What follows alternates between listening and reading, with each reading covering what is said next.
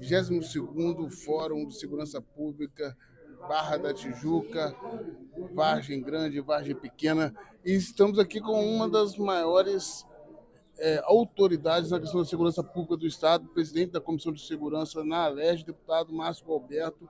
Márcio, o que pode ser feito que a população não aguenta mais para conter o avanço da criminalidade e ocupação dos territórios no Rio de Janeiro? Nós precisamos entender, e a população, eu acho que já intui sobre isso, é que os bandidos estão cada vez mais ousados, apesar da polícia, tanto a militar quanto a polícia civil, ter prendido e apreendido como nunca. Então, a todo instante, a polícia militar, a polícia civil batem recordes na apreensão de armas e na prisão de criminosos. Mas hoje nós temos 4 eixos que colaboram diretamente para o aumento da violência. Nós temos a impunidade, nós temos a corrupção generalizada, nós temos uma legislação penal e prisional por demais benevolente, e nós temos também decisões políticas e jurídicas absolutamente desastrosas. Então, esses 4 eixos acabam colaborando diretamente para o caos na área de segurança pública, não somente no estado do Rio de Janeiro, como também em diversas partes do Brasil. Um professor chamado Peri Chiquida, de São Paulo, ele acabou de escrever um artigo baseado numa pesquisa muito interessante que ele fez. Ele foi para dentro de alguns presídios paulistas e entrevistou 408 criminosos. E uma das perguntas que ele fez aos criminosos era o que eles consideravam como um freio para que esses bandidos cometessem crimes. E a pergunta foi respondida pelos 408. E a resposta que venceu é surpreendente. Os próprios criminosos consideram como freio para que eles cometam crimes penas duríssimas. Ou seja, os próprios bandidos estão dizendo que uma cadeia mais demorada, uma pena mais rígida, seria a única coisa capaz de fazer com que eles fossem demolidos dos objetivos criminosos. Então já está claro para nós que o Congresso Nacional precisa fazer sua parte e aumentar rapidamente as penas para os crimes considerados, ou melhor, para os criminosos considerados de altíssima periculosidade. Quais seriam esses crimes cuja pena, por exemplo, uma pena mínima de 50 anos em regime verdadeiramente e integralmente fechado? Bem, milícia, tráfico, sequestro, estupro, pedofilia, esses tipos de criminosos deveriam ter uma pena mínima de 40 a 50 anos. É isso que vai fazer com que nós tenhamos uma redução drástica dos crimes que hoje são cometidos. Ô, Márcio, você tocou na questão de pesquisa dentro dos presídios. Foi feita uma pesquisa também. Você que é um homem temente a Deus e que Deus já salvou sua vida várias vezes, já sofreu vários atentados. Sim. E sempre sai ileso. Dentro dos presídios, fizeram a pergunta se eles achavam que ia para o céu. 90% dos presos de alta periculosidade respondiam que iam para o céu. E a gente vê aqui o uso da fé dentro de facções. Você vê que o complexo de Israel, o símbolo de Israel sendo colocado, questão de igreja, o próprio líder se diz um pastor. Uhum. Como é que essa mistura de narcotraficante com religião, como é que se pode pensar nessas questões? Dentro da teologia católica, pelo menos dentro da teologia católica, da doutrina católica, ninguém consegue chegar ao céu se não fizer por onde. E fazer por onde significa cumprir os mandamentos, ser fiel ao evangelho, às bem-aventuranças, tudo aquilo que um traficante, um miliciano e a maioria esmagadora dos criminosos não são e não fazem. Então, se estão vendendo isso para traficantes, de que para ir para o céu basta que eles façam oração a Deus, é um engano dentro da teologia católica. Eles precisarão se arrepender e se converter verdadeiramente se quiserem alcançar o reino dos céus. E isso significa, obviamente, abandonar as coisas erradas que eles praticam. Então, por exemplo, quando eles vendem drogas para alguém e colaboram diretamente para que essas pessoas se tornem dependentes químicas, destroem famílias, matam desafetos, esquartejam corpos, estupram as mulheres mais bonitas da comunidade quando não conseguem conquistá-la. Evidentemente que para a teologia católica, ao fazerem isso, eles estão pecando de maneira grave, de maneira mortal, então o céu lhes estará fechado. Mas, a partir do momento que eles se arrependerem e se converterem, aí sim eles poderão alcançar o reino dos céus. De outra maneira, para a teologia católica, isso será impossível. E dentro da questão você que veio da Polícia Civil, quando faz um trabalho de investigação, o aparato do Estado para investigar crimes, ele precisa de mais investimento ou o atual aparato é possível se chegar a qualquer autor de crime e aí a questão do judiciário trabalhar a prisão desses? Hoje o aparato que nós temos é razoável, mas evidentemente que nós estamos lidando com criminosos que se atualizam a todo instante. Por exemplo, surgiu depois da DPF 635 a narcomilícia e agora nós temos o narcoterror, onde traficantes e milicianos estão usando drones e lançando artefatos explosivos uns nas comunidades dos outros. A polícia precisará se atualizar. Então, a polícia tem investigado, a Polícia Civil tem prendido muito, a Polícia Militar tem prendido muito, o governo do Estado tem investido bastante, mas é evidente que os recursos financeiros, eles são finitos, eles são limitados. Nós precisamos, para resolver o problema, de penas mais duras. Nós precisamos que os criminosos sejam presos e permaneçam presos, principalmente aqueles que forem considerados de alta periculosidade. É o segredo, por exemplo, de El Salvador.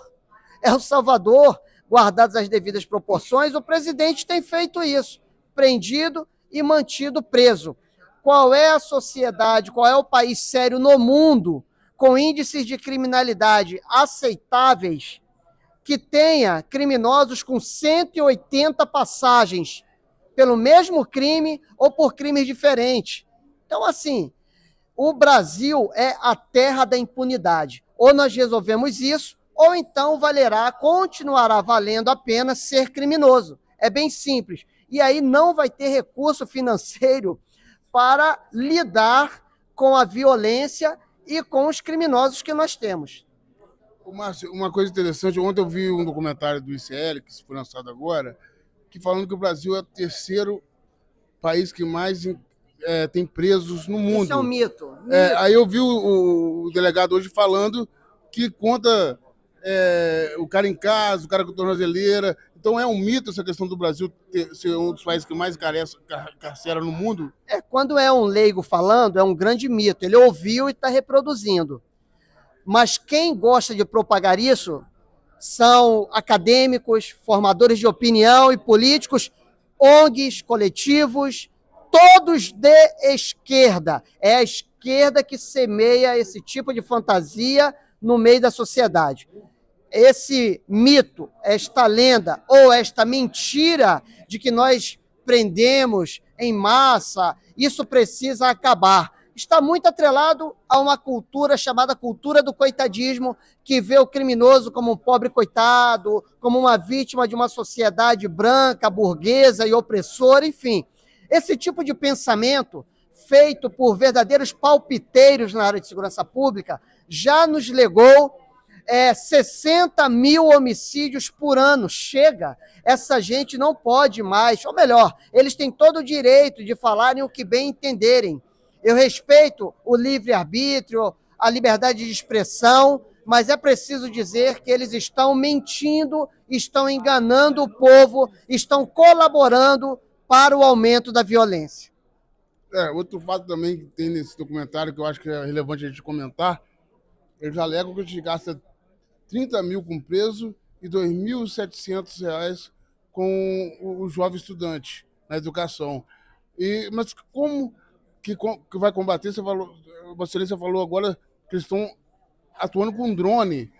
Como que você vai combater um ataque de drone sem uso de tecnologia e sem investimento? É uma, é uma, é uma, é uma, é uma coisa paradoxa, né? Como que se faz para combater um crime desse? E como é que está a integração das polícias? Nós vimos agora que vai ser criada a Guarda Municipal Armada. Como é que está sendo feito o trabalho estratégico para finalmente se integrar a polícia num só questão de inteligência, e como é que se lida com a corrupção dentro da polícia nessa integração, para que se não vaze, por exemplo, uma operação, como acontece muito, da polícia chegar e os traficantes já foram tudo embora porque vazou. Então, a corrupção policial ela deve ser combatida também com penas mais duras. Se um criminoso, como um traficante, como um miliciano, se ele tem uma pena mínima de 50, o policial corrupto deveria ter uma pena mínima de uns 100 anos, né? Porque ele está traindo a sociedade, ele está traindo a sua instituição, ele está traindo os seus colegas que combatem com ele todos os dias. Então, na minha concepção, se um traficante ou miliciano, sequestrador, teria que ter uma pena mínima de 50 anos em regime integralmente fechado, o policial corrupto, o policial que se vende, o policial que vende armamento para esses criminosos deveria ter uma pena dobrada. Então, a gente precisa entender que o caminho também do combate à corrupção passa por essa legislação penal e prisional mais rígida, mais sólida, atualizada para a nossa realidade, que é isso que não acontece hoje em dia. Quanto à integração com a Guarda Municipal, isso é muito novo. Isso começa a ser formulado agora. Eu sou totalmente favorável. A Guarda Municipal, antes do STF declarar isso, eu já considerava a Guarda Municipal como integrante da área de segurança pública, mas faltava uma regulamentação, faltava dizer de que maneira concreta a Guarda Municipal teria a sua serventia, né, junto com as outras forças de segurança mais conhecidas ou mais atuantes. Então, agora isso parece que está mais claro. A Guarda Municipal fará também esse policiamento, será a Polícia Municipal, em muitas localidades trabalhará armada. A minha preocupação, além da integração, é com a formação para o uso desse armamento, mas feitas essas considerações e fazendo essa integração e dando essa qualificação, é muito bem-vinda a Guarda Municipal para a área de segurança pública, porque vai nos ajudar bastante. Para finalizar, eu não posso deixar de falar do seu trabalho na Comissão de Segurança Pública, na Alerj. A gente sabe que a maioria das leis elas são federais, elas dependem por isso a integração da sua comissão com parlamentares tipo Pazuello. Vocês criaram um fórum de segurança que eu achei muito bacana. Mas como que a Comissão de Segurança Pública do Estado do Rio de Janeiro pode atuar com leis estaduais para combater o crime? Então, a nossa Comissão de Segurança Pública e Assuntos de Polícia da Alerj tem dois focos principais, dois objetivos principais: a valorização do policial e colaborar para que a sociedade tenha mais segurança pública.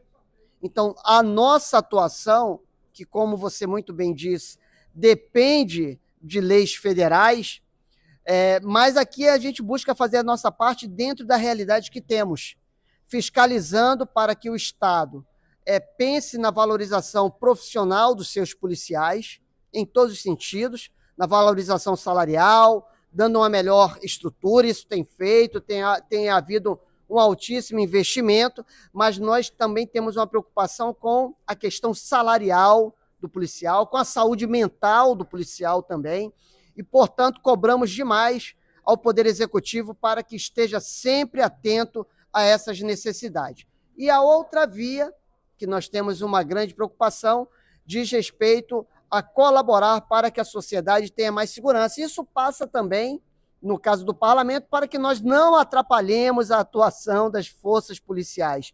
para que as nossas intervenções sejam técnicas, para que tenhamos audiências públicas e discutamos sobre aquelas chagas, aquelas dores que a população nos traz. Enfim, e a partir das audiências, por exemplo, fazemos um amplo debate com diversos atores. Então, a Alerj pensa, por meio da Comissão de Segurança Pública, colaborar com a área de segurança pública dessas maneiras que eu acabei de apresentar de maneira resumida aqui nesse instante. Muito obrigado pela participação, Márcio. Continue aí nessa luta que o povo do Rio de Janeiro precisa de Vossa Excelência. Obrigado. Última hora, notícia levada a sério.